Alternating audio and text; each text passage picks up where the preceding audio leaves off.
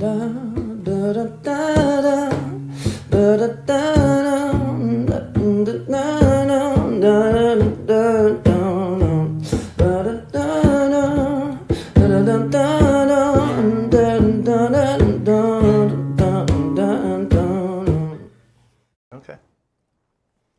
Well, here we go. Welcome to the Nursing Home Warrior Podcast. I'm Paul Moran. This is our special guest, Candace McCabe. I'm Danielle Lieblein. Thank you and welcome back. We are going to have a conversation, open, honest conversation about your experience and your mom's experience and your mother-in-law's experience in the nursing home. But first, I want to talk a little bit about Nursing Home Warriors Project Silver Threads.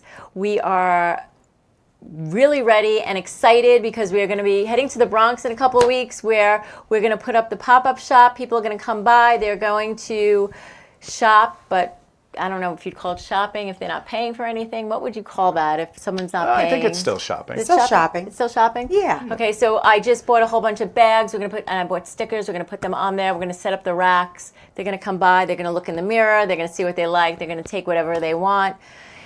The apartment is filled. My apartment is overflowing with boxes where I cannot even walk. So this weekend I ventured out to a storage unit to find some space, but that didn't go over well. I'm going to tell you what I didn't tell you. A stupid story is I saw online that it said it was $212 for an outside spot. So what I actually thought that meant was that it was like a garage, right? And the door would come up, we can back the truck up, we can load in everything. That's not what it meant. It was a parking spot, right? The guy says to me, well, I don't think you're going to like this spot. I'm like, well, can I pull the car up? And he was like, yeah, absolutely. I said, well, if I could pull the car up, I want this spot. It's $212 a month. Let me see it. So we pull around to the back, and it's raining out at this point.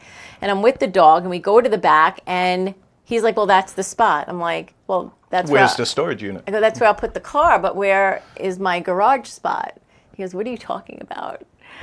I was like, okay, that's a problem. So it turned out that the space that we needed was closer to $400 a month, and sadly, we do not have that money in our account right now. So donations are really, really important because donations go directly to the cause. It doesn't go directly to either one of us. It goes to us helping nursing home residents and making them happier day by supplying them with clothes and advocating for them. So again, we don't only supply clothing, but if you have somebody you love in a nursing home or even like, and you think that they can use an advocate, please call us so we could come in and help you and guide you through how to get the most out of that person's experience at the nursing home. Yes, and us having too many clothes is not a big problem. It's a good problem to have. It's a great problem. So we're not complaining by any stretch of the imagination. No, I really, though, can't walk in the apartment. It's No, pretty I know, bad. but we're taking care of that. Actually, We're next moving week, the world headquarters. Yeah, so next week next podcast in 2 weeks, we will show the pictures of what the apartment looks like, and then hopefully The what before and after. what the new storage space looks like. We are moving everything to a garage that we don't have to pay for, so that's all good news. So now on to you, my beautiful friend. Thank you. So your mom was home and she had fallen. Correct. She went to St. Francis for a little bit, Yes. and then she needed rehab. Yes. So she went into a nursing home. How was that experience? How did that experience look for you and your family? Well, after her fall, she was entitled to physical therapy for the 121 days or whatever it is. Mm-hmm. So we sent her, and she loved it. She actually thrived there. She did. She loved it. All because of you, though, also, because you went to visit her like every day. Thank you. But she thrived there. She did really well. She knew she wanted to walk again. And that was her motivation to kind of get out of there in the 121 days, is that we told her, if you don't walk again, then you're going to have to live in assisted living for the rest of your life. And she didn't want to do that. So the first fall, she came home. Right. Afterwards. She did her 121 days. She was amazing. We brought her home with full-time round the clock. I don't think no, we just had a few hours then. I think. Few hours. Was that the woman who stole from her, or was that the one who was there longer? No, that was the first one stole from her, right? Okay, I think it was the first there one was that that stole one. from her. Yeah, Yeah. Yeah, Yes. that was wonderful. That was great. So that was the first one that we had for her part-time. And then she stayed for a few months, if I remember correctly. She was there for a little while. And did she fall again at that point?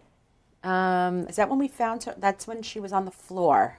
When she had used the bathroom and everything Right. in her room. She didn't want the round-the-clock help at that point. Right. She said that she didn't need it. And so we got her the life alert thing around her neck. And she fell coming from the bathroom at night next to her bed, and she fell on top of her life alert, and she couldn't reach her life alert. So she was on the floor for almost 48 hours. Wow. Right, and until somebody found her. so I lived right on top of her, and I couldn't hear her. She didn't yell or anything. Like, I definitely couldn't hear her. And well, Jack's bedroom is actually right above hers. So a couple of things. Number one, your mom's apartment really was not Conducive for, somebody who has falls. So if I remember correctly, her bed was very high. yes. So that's something to think about when we have an elderly person who's starting to fall is, let's look at their mattress. Does it need to be this high? Did she break any bones on either of the falls? She broke her Hip. In the first one? Both, I think, she broke. She, Oh, wow. Yeah, that's why she That's needed why she rehab, because she yeah. needed to, yes. Oh, no, the first time she broke her hip. The first time she broke her hip in the hallway.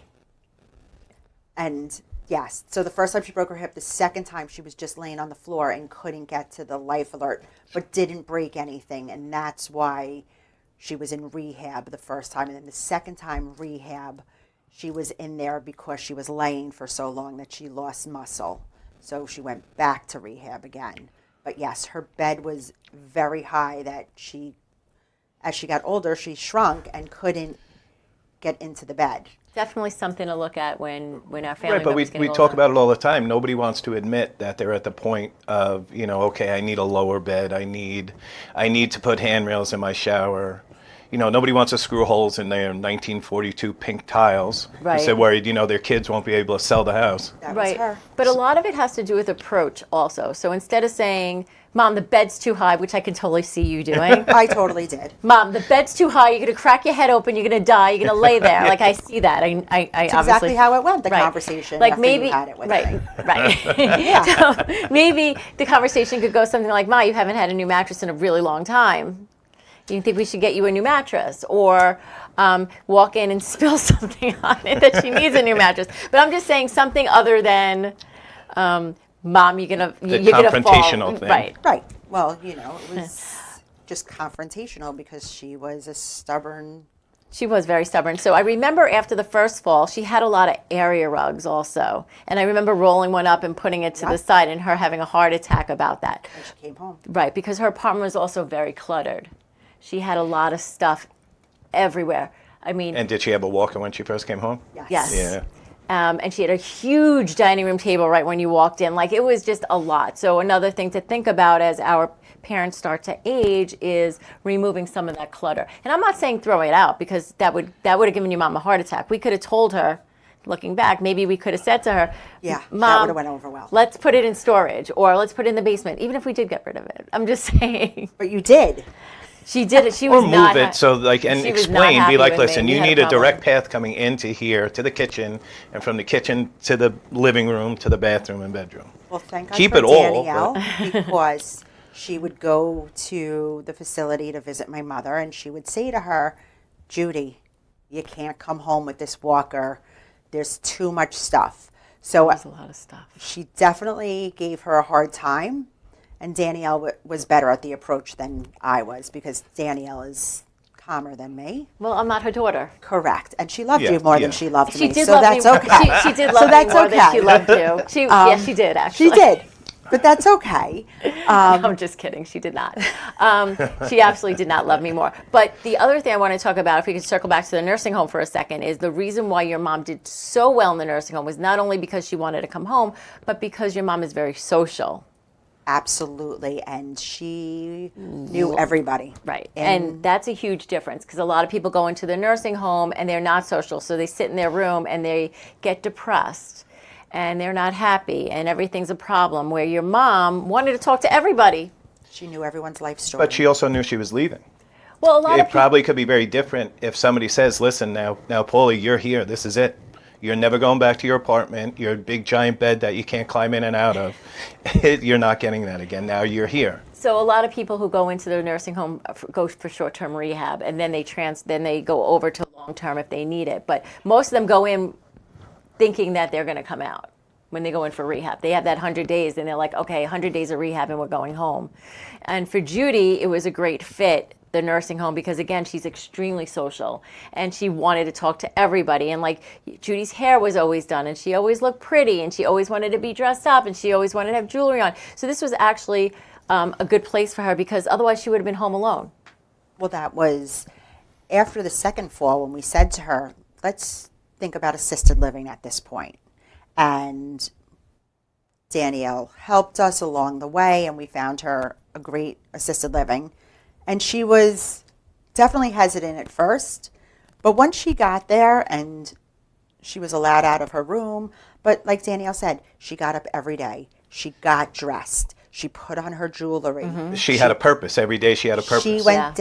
She wanted to gossip with all the other ladies and see what was going on, and that was her purpose, was to get up and be downstairs and be social. So it definitely kept her living much longer than she probably would have if we brought her back to the apartment. We kept her apartment for 2 Months. years, over 2 years. I thought it was close Just to a in year. case she but wanted to come back.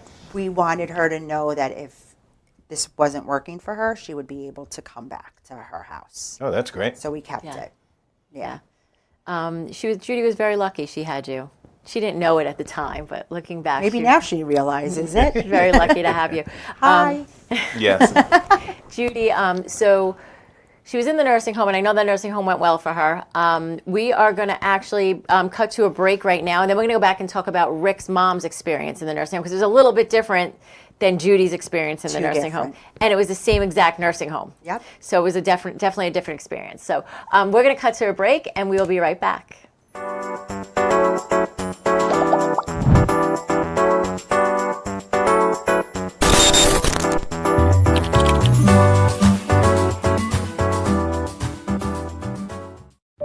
Empire Automotive Group is about people, their families, and their dreams.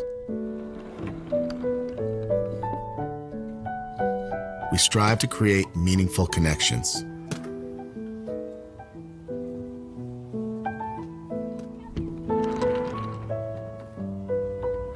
To be bold.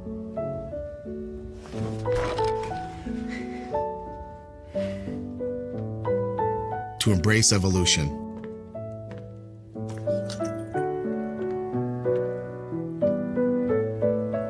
Wherever the road might lead us. And to build trust with our employees, customers, and their families.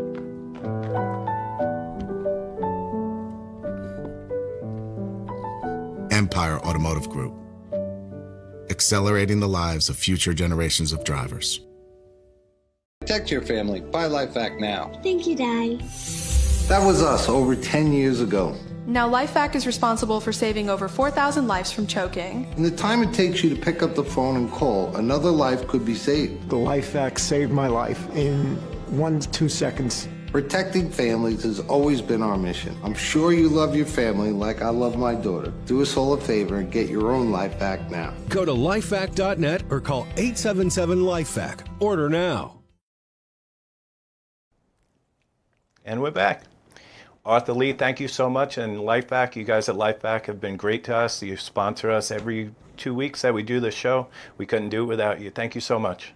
And thank you, Michael Brown, who also has been sponsoring us. If anybody needs a car, please look into Empire Automotive Group, because they are honest, which is hard to say talking about a car salesman, but they have helped me immensely, and Michael Brown is the best. So thank you, Michael, and thank you, Arthur. Now back to you, love. So fast forward a couple of years, you're back in the same nursing home with a different parent. Correct. My mother-in-law. She had the same experience. She fell, got stuck in between her nightstands and the floor, and we didn't hear from her in about 2 days. We did a wellness check, and she was Still there. still there and stuck, and she had broken her hip. Up until that point, she was pretty independent. She was losing it a little bit, but she was a little independent. She went to St. Francis, and she wasn't a candidate for the full hip replacement type of thing that they wanted to do, so they just did pins. And when she came out of anesthesia, she was a completely different person. And that was kind of sad to watch. She started to have a little dementia and a little bit of repeating, but she went to the same nursing home, which in the beginning was good, but she was more stubborn than my mother and didn't thrive as well as my mom did. She complained. She didn't want to do her exercises. She didn't want to go to the physical therapy. She didn't know anybody in the physical therapy. She didn't know anyone's name. She would give them a hard time. It was definitely a different experience, even though the people at the facility were the same people that helped my mother and my father. It just didn't work for her. Was she an outgoing person before? Like, did she have friends? Did she have things, like She certain always things had she would friends. She did. Unfortunately, when my father-in-law passed away 20 years ago, she kind of died with him. So her whole life changed at that point. She just never had that desire to socialize. do? Not like your mom friendly. waking up every day, No. putting jewelry on, wanting Nope. to go out and make a day out of She- something. my mother-in-law- She was counting the days to go be with her husband again. Correct. She always said she wanted to go be with her husband. And that's the difference. You know, when my dad died, my mom was like, all right, Next.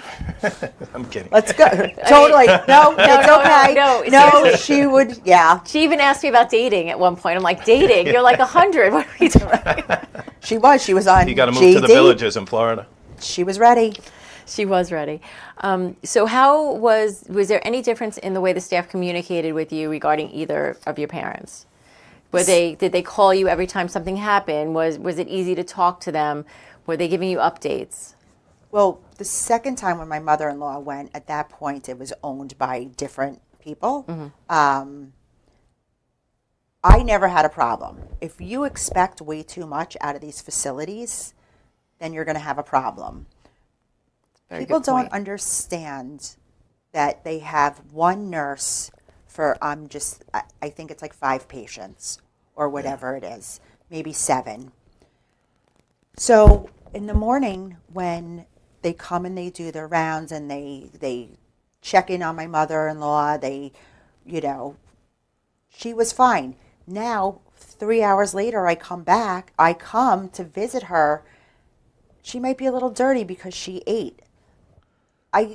It's not necessarily the nurse's fault. She's doing the rest of her patients. Agreed. And can't get back to my mother-in-law in time. So I always had a great experience with all the nurses, but I also gave them the respect that they deserved and Yeah, it's spoke to huge. them like Huge. human beings and understood that if my mother-in-law did use the call bell, which I don't think she ever did, it takes time to get to them. Yeah, they And- can't just drop everything they're doing. Correct, because guess what? They might be helping your mother Yeah. Right. And that's 3 actually doors amazing. down. But So- you were there. We talk about it too all the time. When people aren't there and they come in once a month, they're like, why is my mother's shirt dirty? There's a piece of chocolate on my mother's shirt. That shouldn't be like that. We're paying X thousands of dollars. Shouldn't be like that. But you know they're doing a ton of work. They're not sitting with their feet up. No. And I was fortunate enough to go every single day to my mother-in-law and my mother at the time when they were close by our house. So Right. it's, That's super important. CNAs have the hardest job in the building. I say this all the time. They have the most difficult, just the most difficult job in the whole building, between physically having to take care of residents, moving them, turning them, positioning them, getting them dressed, dealing with their attitudes, right? Because everyone has a different Personality. Brushing their teeth, washing their face, washing their hands. And during the day, one CNA can have 8 people. In the afternoon, she can have 10 people, and that same CNA overnight can have 15 people. So it's very difficult, and it's great to hear that you as the family member understands that, because it is a lot. It's not easy to see, though, like when I work with, on my end, let's be honest, I see a lot of times people just sitting around doing nothing, and that's very frustrating for me. Or I see that they're doing their job, but are people doing their job well? They don't always do their job well. I can Everybody feed has your a bad mother, day. but it's a little bit more than that. Like I can feed. Obviously, Judy did not need to be fed, Right. but I watch someone being fed, and I can stand over somebody and just put food in them, Right, or you could I can feed sit them. next to them and Like a have a friend. conversation with them. So there's definitely a difference also in how they do their job. There's some CNAs that are amazing, and then there's others that do their job and get their job done, but they just don't do it with love. And I think that that's a job that you need to do with love. Yeah, that's not, you don't go work at McDonald's because you love McDonald's. That's a job. You work Right. in assisted living or a nursing home because you want to help people. Right, and I get it. Sometimes it's a little bit more difficult than other times, but I mean, these are still people. These are still human beings, so we have to, It's someone's mother, it's someone's father, it's someone's aunt, it's someone's child, whatever it is. It's definitely hard Well, to it's see us in sometimes. 10 or 15 years. I It's would- what they right. did the Speak same for type of yourself. stuff, They had lives, they did everything. And they know that, right? So now we're taking away everything that they have, and now they're being fed. That's hard. Yeah. That's definitely hard. If your mind's still with you, then now I have to feed you. When my dad was failing, he said he didn't want, there's certain things he never wanted. And at the end, they were doing that for him. And I'm like, his mind was still there. And I know that that's hard to watch people having to take care of you when you took care of yourself your whole life. Yeah. So, the staff needs to also take that into consideration. And I know we've spoken about it, about sensitivity, about how you can do your job, but do your job a little bit better. Do your job with a little bit of love, with a little bit of care, with a little bit of concern for the fact that that person has just lost everything. The ability to walk, the ability to feed themselves, the ability to brush their teeth and wipe their own butt. Well, like with your mother-in-law, in 2 days, she fell and then stayed there for 2 days, and then her whole life was different. Right, literally. In 2 days, in just 2 because she days. slipped off the bed. Right. Sad. Yeah, it's Yeah. it's very hard. It's life-changing for them to go from independency to Well, having someone and feed for you. the family too, because now you have to check up on them. You have, every day be like, oh yeah, I called you, Mom. Everything's good. But now you have to go there, you have to check on them, make sure they're being taken care of. Because if you don't go, that's when the people who aren't so good are really not so good. Because they're like, 'Cause who's they going to know. know? Because they No one know the knows. family doesn't come, and Yeah. that's huge. We say this all the time, that family has to visit. And if you're picking a nursing home, pick a nursing home that's closest to where you're going to visit the most, not the one that looks the prettiest, because it doesn't matter. You need to be there. You need to be present. People need to see you. The staff needs to see you. And just what you did, you need to be kind and considerate to the staff. You can't walk in and be a complete biatch, right? Yeah. Because people are going to be like, oh, here she comes again. I don't want to Yeah, talk no to her. yelling and screaming. Nope. No, you go in, people are going to say, oh, hi, how are you? And you say, hi, how, we did that, we spoke about that with Ed Mullins, right? Ed Mullins, he knows everybody there. His Because he mom's brought been there. donuts. Yeah, that was a problem. But, yeah, he's not to bring donuts anymore. But he knows everybody, and he speaks to everyone. His mother's been there for years and years and years, and he gets respect because he gives respect, just like you did. Right. So, If you thank somebody, you walk in and you see the same person that's taking care of your mom, you'd be like, thank you. I know what you're doing is so hard. Thank goes a you. I long way. appreciate it. My mom appreciates it. She's not the greatest patient, but she really appreciates it. it goes a long way. And how was the communication with the doctors? Did you ever speak to the doctors? Yes. Good. Yes. Everyone was great there. The doctor would come in weekly and tell us updates and what was going on. Physical therapy was amazing. Physical therapy tends to be really good in nursing homes. It was that was my favorite part of the entire experience when she was at the place close to home. They really focused on getting them up, moving, getting them out. I would come in, they would be like 5 people with physical therapist walking down the hallway. It was great. It was so nice to see, and everyone was always happy. I mean, I wish my mother-in-law would have participated a little bit more because now she's kind of wheelchair bound at this point. And I think if she would have pushed herself to be more like my mother, her life, I feel like, would be a little bit better than what it is right this second. I think also it's important, since again we're talking about the same nursing home, two different experiences, to know that everybody is different, and we can't expect everybody to be your mom, right? We have to understand going in that some people are not going to thrive, not because of the nursing home's fault, but because the resident or the patient is just not mentally there. They don't want to do it. Right. Or they've given up. You know, people give up and they're just like, yeah, you know, it's like, yeah, whatever happens, happens. No, I'm not going to try. Yeah, my mother-in-law. It's sad, but it's just people do. So now she fell again in the assisted living, correct? She did. She rolled out of the bed last night, and she's at Nassau Community or Hospital or whatever it is. Nassau Medical Center? Nassau Medical Center. Yeah, whatever. I'm like, whatever it's called. Did she break anything? Nothing's broken. Good. And she hit the back of her head, so they were doing scans today and blood work and waiting to hear back from the doctor on all the results. So they might not send her back to assisted living. They might send her to a rehab again, because depending on how long she's laying in that bed for, she's going to start to have muscle, going to start to atrophy again. Right. She's not going to move as much. They might want her to go to rehab, and I think she probably still has. The calendar started again, so she has the days. 120 days. Right, yeah. so she has the days, so she'll probably end up back to where she was before to get her moving again. But what you can do is, I know you said you're going to go over there tonight, or have Ricky do it, have them say that physical therapy should see her today. Like, have physical therapy start in the hospital. Because a lot of times what happens is people are in the hospital and they don't start physical therapy, and they stay there for, like what happened to your mom, and they don't move. So even though your mom didn't break anything on the second visit to the hospital, she didn't move, she just laid in bed, or she went right to that chair. Right? She wasn't walking up and down, so she needed then to go back to physical therapy. So it's really important that when you have a loved one in the hospital for whatever they're in, have physical therapy, evaluate them, and try to get them up and moving as fast as possible, especially if nothing's broken, right? They should definitely be doing something with her to get her moving. Yeah, because then it's just the muscles. Right, and then she's going to probably end up back in a nursing home again. And, you know, I mean, when you take an elderly person and you keep moving them from place to place, it makes them more confused. They don't bounce back like you and I would. Yeah, and I would think it scares them more and more, because now they went from these people they don't know to these people they don't know to these people they don't know. Right. So it would be to her best benefit to see if we can get physical therapy in there as quickly as possible to have her moving.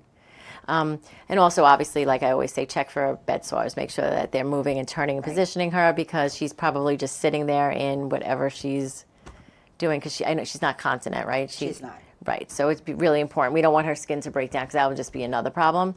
But that's what I would suggest, even though you didn't ask me. And I know you're good at that. Right, and thank you. I also know that you have a couple of concerns with the assisted living that she's in, and like I just told you, and what I would tell people is, if you're having a concern, don't go in there and be you. There she goes again. Don't be me. Because I am you, so I know your capabilities. I know you well enough to know that you can do what I can do, which is probably go in there and raise hell and make a really loud noise. But we might not get anything done that way. Right. So if somebody wants to tell me what's going on, and I can help formulate a letter or help guide you into a better way of dealing with them and saying specific words that will go over better, right? There's certain key words that we use that makes them, I don't want to say scares them, but lets them know that you know what you're talking about. That would help, and then we can go forward with that and then write a letter to the owners or whoever we need to contact. If that happens in a nursing home, we then go to the Department of Health and we have a conversation with them as well. But it's really important that we do this calmly. I'm doing it calmly. It's the way to do it. Yeah. Yeah. So Bobby told us we got to wrap it up in 30 seconds. Okay. Well, thank you so much for Yes, coming. thank you very much, Thank you Candace. guys Thank for you, having thank me. you. No, of course, thank you. We appreciate it. Thank you, everybody, for tuning in. And next week, you have a very special guest that's going to be coming on. Oh, boy. Should be a good one. Okay, thank you. Thank you, guys. Da da da da da da da da